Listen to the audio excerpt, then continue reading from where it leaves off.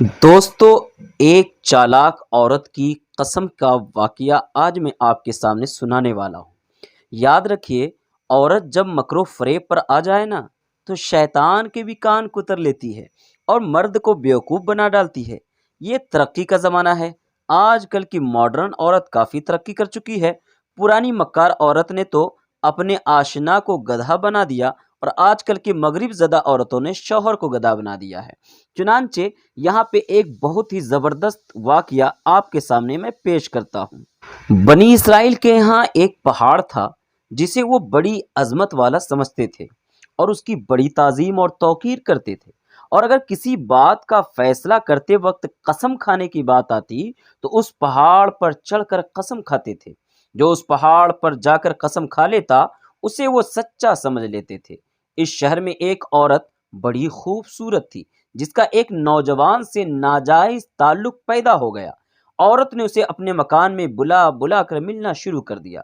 खाविंद को शुबा पैदा हो गया और उसे कहा कि मुझे शुबा है कि मेरी गैर हाजिरी में कोई तुम्हारे पास आता है। औरत ने इनकार किया तो खाविंद ने कहा, अगर तू सच्ची है तो पहाड़ पर चलकर कसम खा ले कि तुम्हारा किसी से नाजायज ताल्लुक नहीं है। औरत ने कहा, हाँ, मैं कल पहाड़ पर चलकर कसम खाने को तैयार हूँ।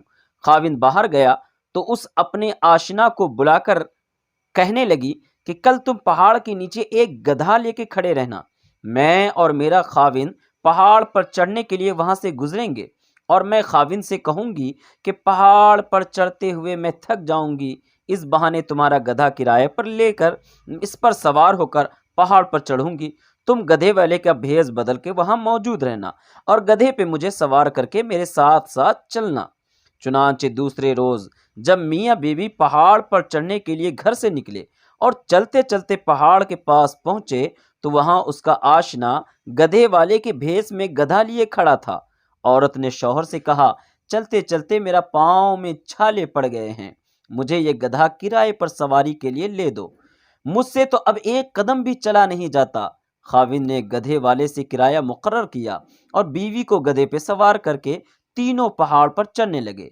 जब वो जगह आई जहां लोग कस्में खाते थे तो उस मक्कार औरत ने अपने आप को गधे से नीचे गिरा दिया और इस गिरने में अपनी रान वगैरह काबिले सत्र बदन भी नंगा कर दिया और ऐसी सूरत पैदा कर दिखाई कि खाविंद ने यही समझा कि गधे से इत्तेफाकन गिर गई है और गिरते हुए इत्तेफाकन नंगी हो गई है।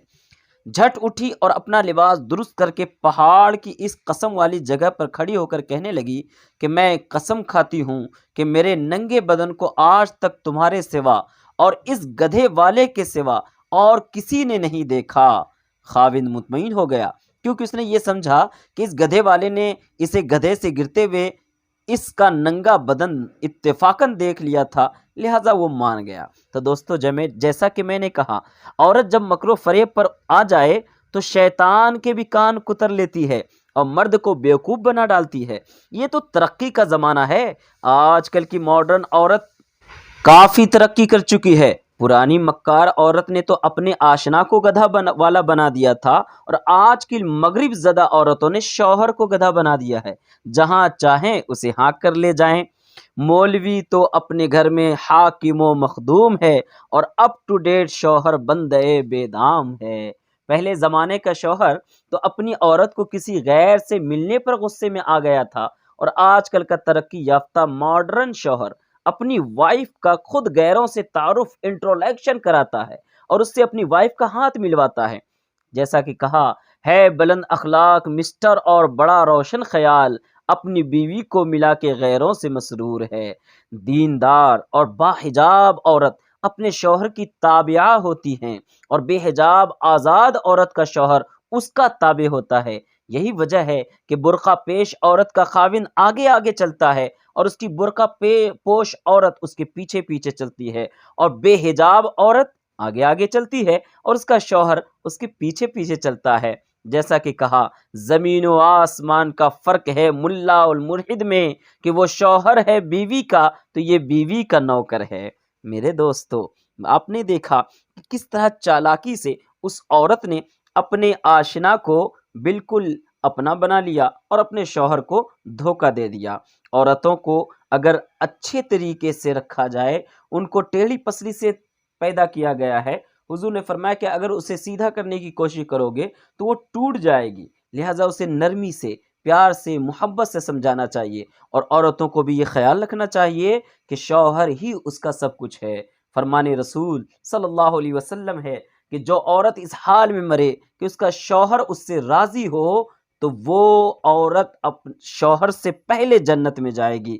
یعنی دوستو، یہاں پہ عورتوں کا مقام یہ ہے کہ اپنے شوہر سے وفاداری کرنے والی، اپنے شوہر کی فرما برداری کرنے والی، اپنے شوہر کی عزت کرنے والی، اپنے شوہر کے احترام کرنے والی، اور غیروں سے کبھی تعلق نہ رکھنے والی، اپنے جسم کی، اپنی عزت کی، اپنی عصمت کی حفاظت کرنے والی عورتیں دوسری عورتوں سے 500 سال پہلے جنت میں جائیں گی۔ میری بہنوں، کیا یہ ہمارے لیے کم ہے؟ کیا یہ عورتوں کو اسلام کے علاوہ کسی اور مذہب نے عطا کیا ہے؟ آج کے ماڈرن تہذیب نے آپ کو کیا دیا ہے؟ ننگا پن دیا ہے۔ نیا لباس میں انہوں نے بالکل آپ کے جسم کو ننگا کر دیا ہے۔ مرد جس طرح کام کرتے ہیں آپ کو بھی کام کرنا پڑتا ہے، پھر گھر میں آ کے مرد تو آرام کرتا ہے لیکن کھانا آپ کو بنانا پڑتا ہے، بچے آپ کو پیدا کرنے پڑتے ہیں، بچوں کی دیکھ بھال بھی آپ کو کرنی پڑتی ہے، گویا آفس میں بھی کام آپ کو کرنا ہے، گھر میں بھی آپ کو کام کرنا ہے۔ یہ دیا ہے مغرب کی تہذیب نے، اور ہمارے اسلامی تہذیب نے ہمیں دیا کہ عورتیں گھر کی ملکہ ہیں، گھر کی رانی ہیں، یہ گھر میں اپنے فیصلے کریں، اپنے حساب سے جئیں، اپنے حساب سے کھانا پکائیں، اپنی مرضی سے رہیں۔ یہ اسلام نے ہمیں دیا ہے میری بہنوں، اس لیے ہمیں غیروں کی جانب نہیں دیکھنا چاہیے، ہمیں ہمارا دین کافی ہے۔ ہمارے مذہب نے ہمارے پاؤں کے ناخن سے لے کے سر کے بال تک، اور ماں کی گود سے لے کے قبر کی گود تک رہنمائی کر دی ہے۔ میرے چینل کو سبسکرائب کیجئے اور میرے لیے دعا کیجئے۔ السلام علیکم ورحمۃ اللہ۔